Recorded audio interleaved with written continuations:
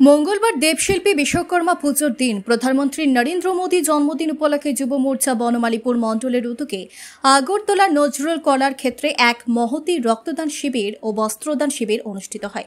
শিবিরের আনুষ্ঠানিক সূচনা করেন মুখ্যমন্ত্রী ডক্টর মানিক সাহা।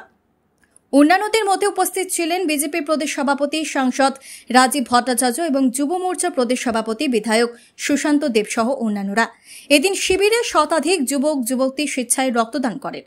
অনুষ্ঠানে বক্তব্য রাখতে গিয়ে মুখ্যমন্ত্রী ডক্টর মানিক সাহা বলেন, আজকের দিনটি একদিকে দেবশিল্পী বিশ্বকর্মার পুজো, অন্যদিকে দেশের প্রধানমন্ত্রী নরেন্দ্র মোদীর জন্মদিন। এমন একটি দিনে যুব মোর্চা রক্তদান শিবিরের আয়োজন করায় তাদের ধন্যবাদ জানিয়েছেন মুখ্যমন্ত্রী। এদিন মুখ্যমন্ত্রী সমাজের সকল স্তরে জনগণকে দ্বিধা দ্বন্দ্ব কুসংস্কার ভুলে রক্তদানের মতো মহতী কর্মসূচিতে এগিয়ে আসার জন্য আহ্বান জানিয়েছেন। আমাদের মাননীয় প্রধানমন্ত্রীজির দীর্ঘায়ু কামনা করে আমি সেখানে ওনার আশীর্বাদ চাইব।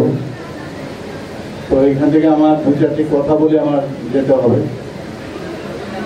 আমাদের সেবাই ধর্ম, আমাদের ধর্ম সেবাই আমাদের পার্টির মূল লক্ষ্য, এবং বারবার কিন্তু আমরা পরীক্ষায় উত্তীর্ণ হয়েছি।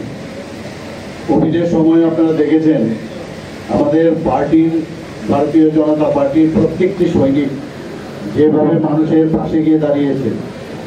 আমাদের যুব মোর্চা থেকে আরম্ভ করে মহিলা মোর্চা এবং আমাদের যে 7টা মোর্চা তারা তো করেছেনই, আমাদের স্টেট থেকে আরম্ভ করে ডিস্ট্রিক্ট এবং মন্ডলের সবাই মিলে আমরা মানুষের সামনে গেছি, মানুষকে সাহায্য করার চেষ্টা করছি। মাননীয় প্রধানমন্ত্রীজির আহ্বানে যা যা বলেছেন তাই আমরা করেছি।